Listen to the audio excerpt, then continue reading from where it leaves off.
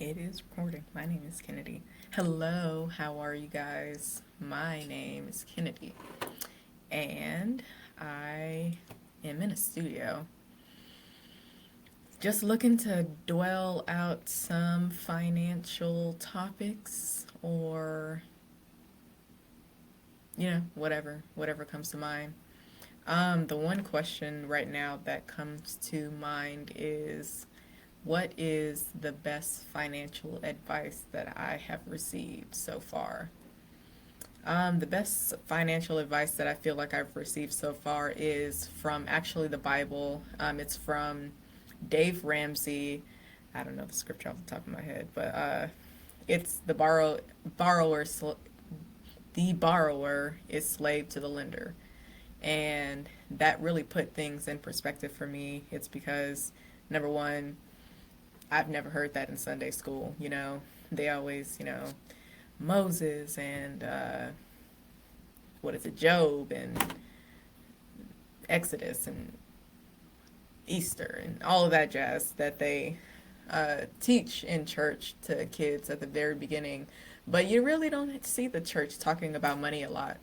And I feel like if a lot of more people knew that they were not supposed to be in debt, God doesn't want us to be in debt, then I feel like there would be some different situations going on. So that's one of them. As far as just my get out of debt journey, I really, as a kid, I really didn't like debt.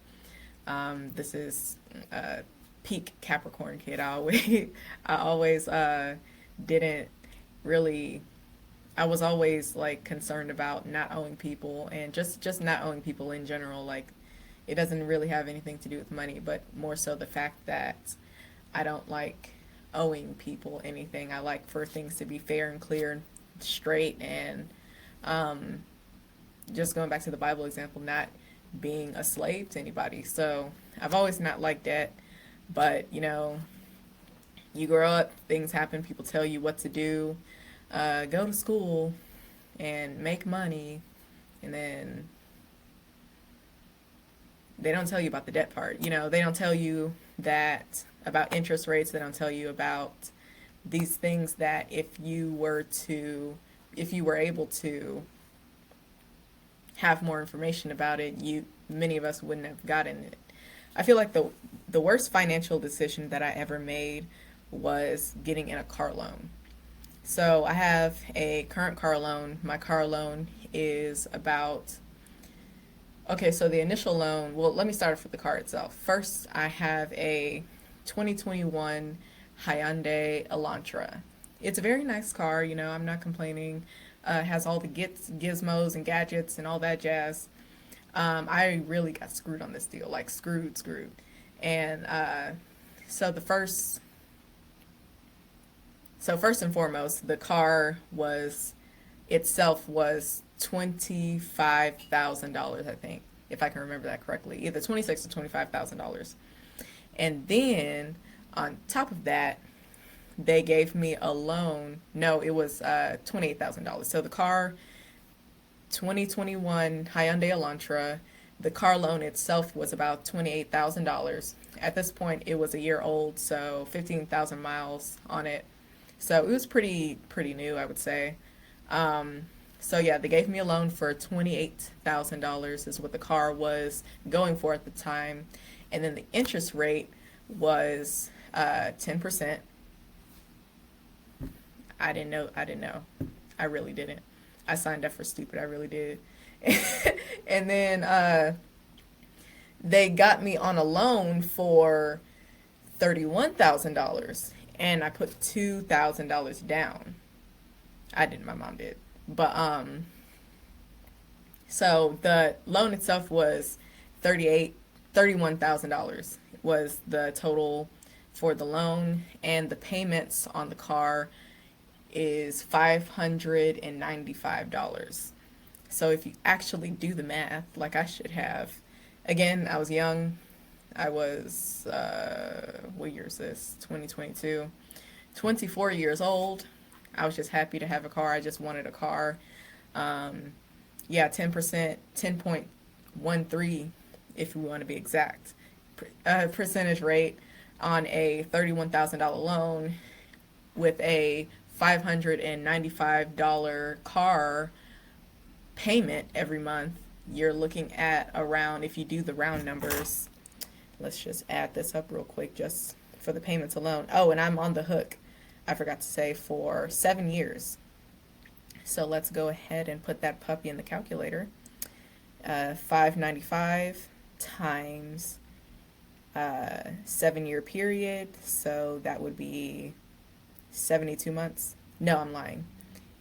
It was a 6 year car loan. So 72 months, 6 years. So we're going to go ahead and do 595 times 72 months. And the total is 42, I don't know if you can see that, whatever, 42,840. So $42,840.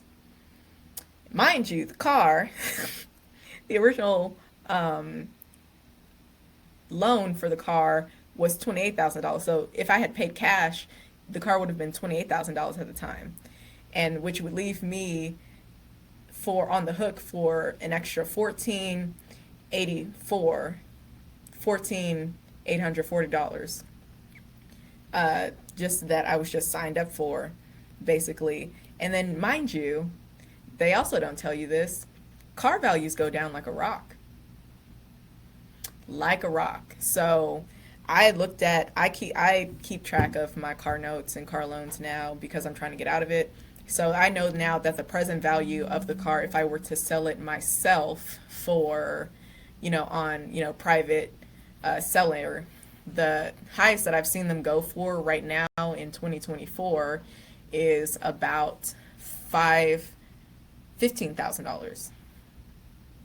In 3 years, it went down from $28,000 to now $15,000 car with the mileage. Right now, I have about give or take 55,000 miles on it. So it went down just like that. And now I am currently trying to get out of the car. The loan is still good for about $25,000. So I'm on the hook, or underwater that they would say, for about $9,000 to $10,000. So if I were to sell the car today, I would have to come up with $9,000 to $10,000, and that is stupid. Like, I signed up for stupid. I didn't realize that at the time. Of course, they don't tell you this.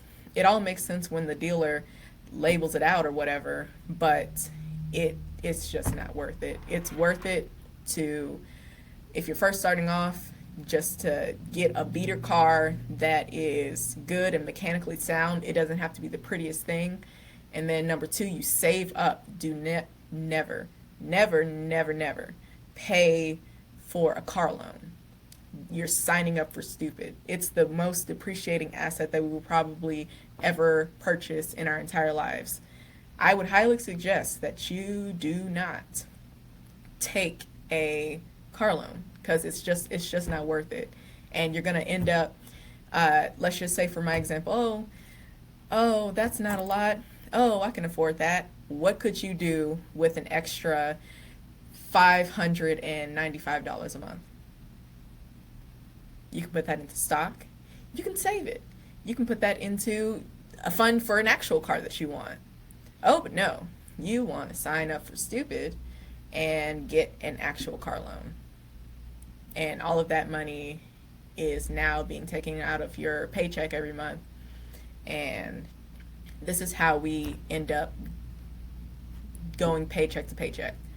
This is exactly how just consumer debt is the most debt that people put themselves in. So whether that be car loans, credit cards, or anything else, you're essentially buying things that you don't need with money that you don't have to impress people that you don't really like. Emphasis on the that you don't really like. You don't even like these people. Why are you creating more debt for yourself? Just does this make sense? Let's go through a scenario. Oh, look at me. I am Dorky Debbie. Okay, I'm Dorky Debbie. I was bullied all my life, and then people talked about me. I had no friends. I wore glasses or whatever. I wear glasses, so I'm a part of the glasses community, so I can say that. So yeah, you're dorky. You have glasses. Poor you.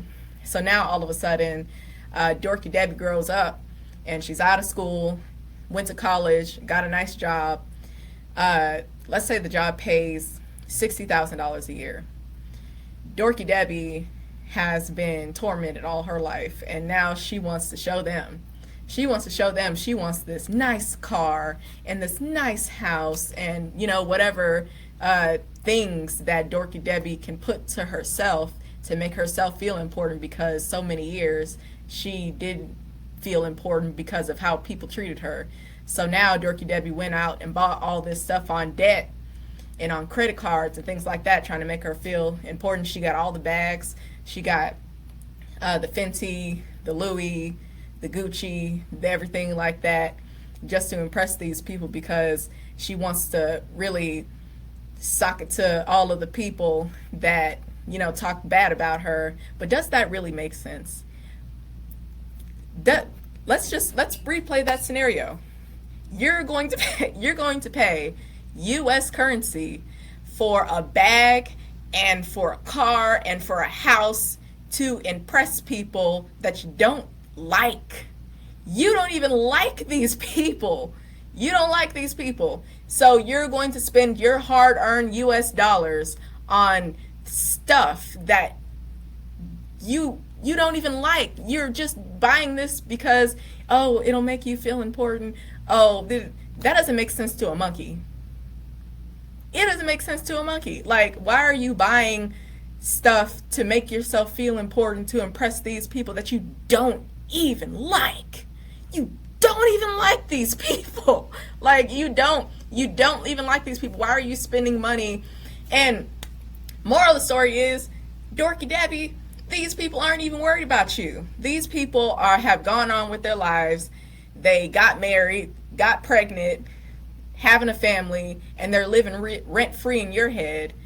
And you're taking the rent money that they're basically putting in your head, and you're spending it all on these other things, when you could just not care. You could just not care. You could go on with your life.